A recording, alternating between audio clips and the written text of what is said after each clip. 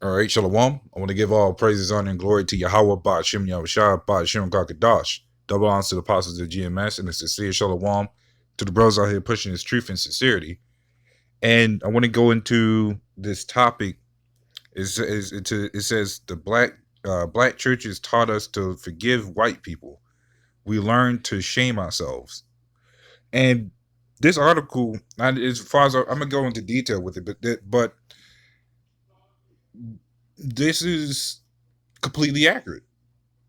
And even though you got a lot of guys out there that's saying, get on that white man, cut that devil, they still in bed with Esau. Because they won't because number one, they ain't coming out even trying to do the work of the Lord. They just telling us to go ahead and do it. They telling us to go ahead and cut these devils. And that's not our primary job. Yeah, we told the devils what that they're going to slavery, but that's about it. We already done told Esau that for years.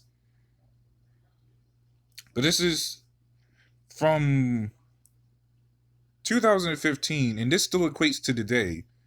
It says after shootings in Charleston, I talked to this guy. Apparently, this guy talked to his grandmother about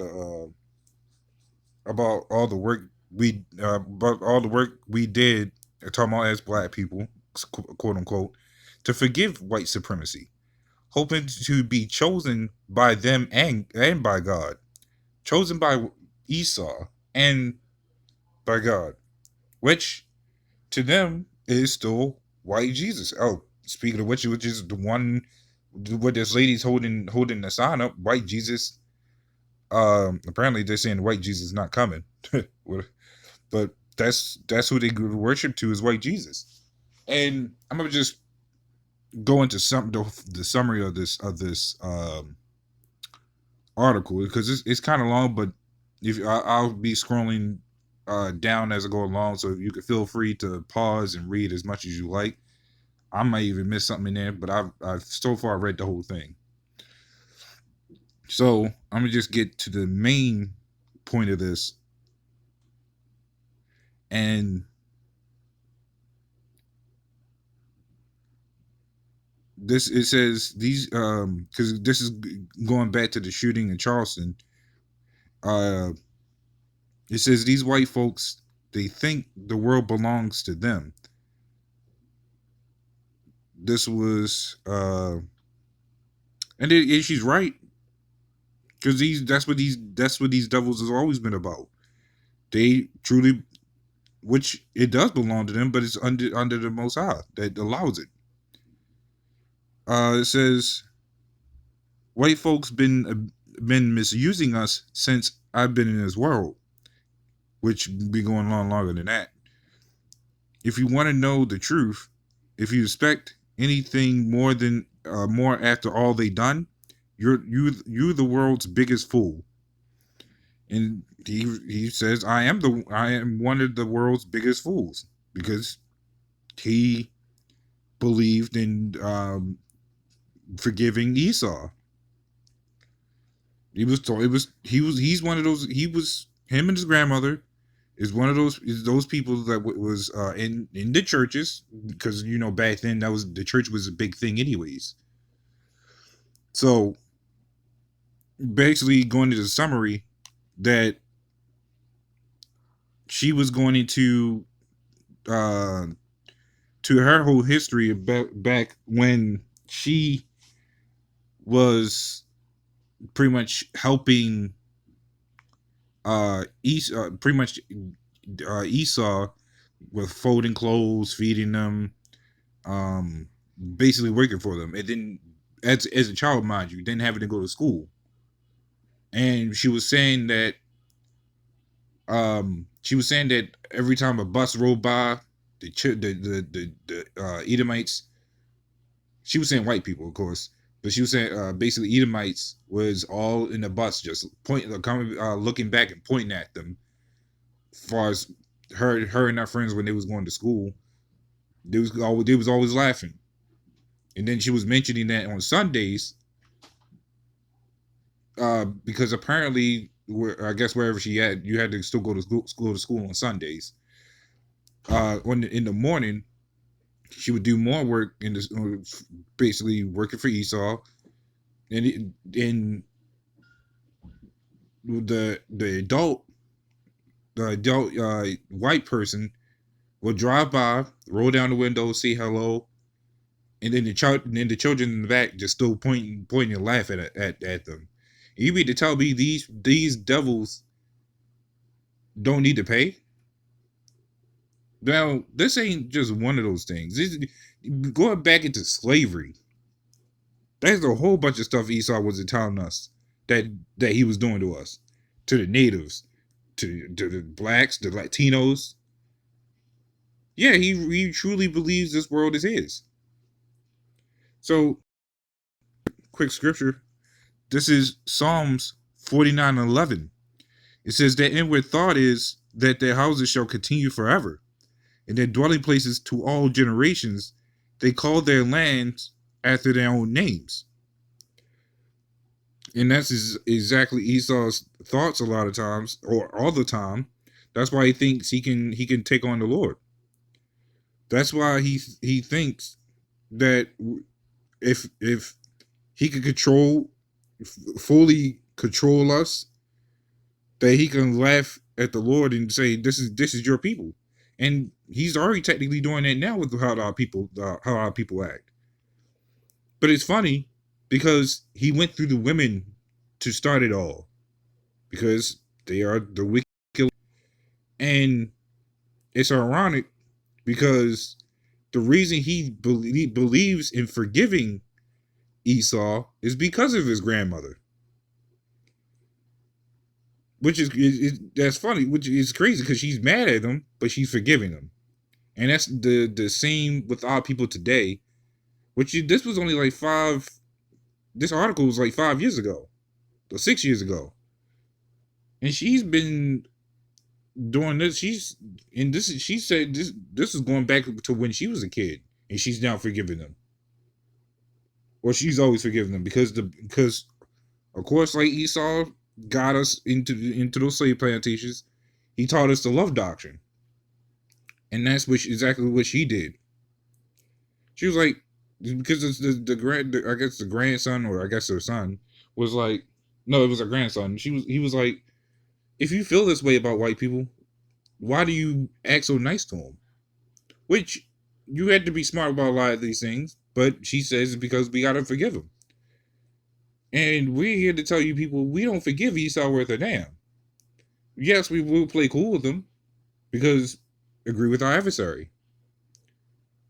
But we tell Esau like it is, just like we tell you people like it is.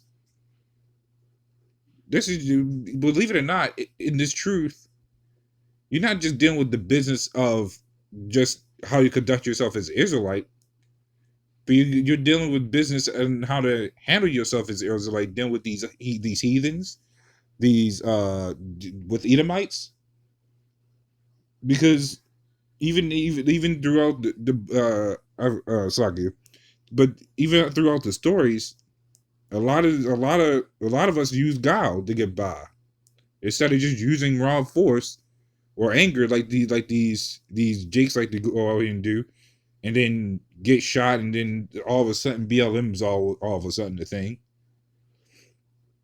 So this is nothing new. This is the slave mentality of our people, of how they act, why they all of a sudden they get angry, but then they want to save Esau. They'll say, yeah, cut the white man, cut them. But then as soon as we ask them, or a lot of other people, they were like, so what about why can't white people make it? Well, we over here telling you that you're God's chosen people, not these devils, which you do have Israelites sprinkled amongst these heathens, because again, that it's the flesh. The flesh became confusing, but the spirit always prevails. So no matter how these people look at it, the Israelites are going to make it on top anyways, whether Jake wants to get it or not. This is Proverbs 11:21. It says, though hand joined in hand, The wicked shall not be unpunished, but the seed of the righteous shall be delivered. So, meanwhile, her grandmother is, I mean, while his grandmother's teaching him how to be a coon for these devils, because that just inspires him to do, I mean, to forgive, or just so like that just inspires him to go around teaching the ways of what his grandmother taught him. They're pretty much preach the love doctrine. It's going to be the whole. That's always been the stick from there. But that love doctrine, we're debunking that because they're not telling you the other half of the part. But this is to keep them as a good slave. Actually, while I'm at it, this is 2 Peter 2:19. It says, while they promised them liberty, they themselves are servants of corruption. So this just proves that even for the churches, because that's mainly one of the parts about it, because sorry, because this just is, this has been the ongoing thing. You get the pastors that pretty much teach all this stuff, the love doctrine, and it's not working. Corruption. His grandmother is a servant of corruption. She hates him, or so she claims. Well, she didn't even say hate. She's just mad that they think they own the world, which that's what they do. But she's saying forgive them. But she's doing their job, believe it or not. The reason being is because when you look at it, we don't want everybody to get this truth because you have a lot of niggas everywhere. And the Lord put the spirit on her to pass that down to him to keep him asleep. Because the Lord needs these people asleep for a reason. Because if he wanted everybody awake, he would have just done it, and we wouldn't even be in this predicament right now.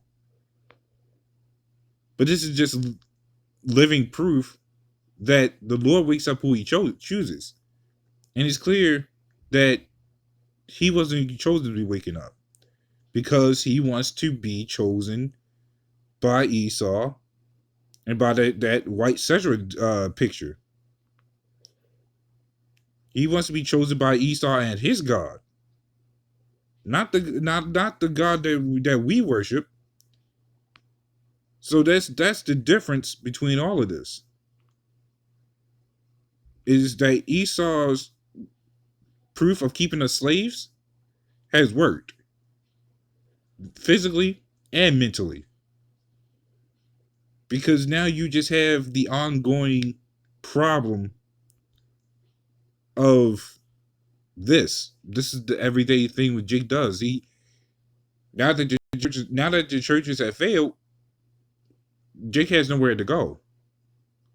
It's like you came out of your parents' house, you moved in with this woman, she kicks you out, and now you're saying you have nowhere to go. Now you're saying you have nowhere to go when your parents' house is right there, and the parents are opening their arms up to them, and you're like, you could come back home, but he's just like, no, there's nowhere to go. And that's exactly how our people are when the Lord's like, your door's open, you can come back home, but the Lord put the spirit on for to say, there's nowhere to go. So that's the whole mentality of Jake right there. This is why we come to realizing or understanding why Jake are the way they are. It's hard to believe, as one of the arguments says, it's hard to believe how stupid these guys are, but at the same time, it's not. It's just what the Lord. It's just what the Lord put it that way. So Lord, when this was edifying, I just wanted to go into this because I was reading it and I was like, I was thinking the grandmother was like, yeah, these devils, these guys need to go or something. But no, the grandmother was like, we need to forgive. And I'm like, damn, that was a twist. So it compelled me to do a video on it. So look, when it was edifying with that, shalom.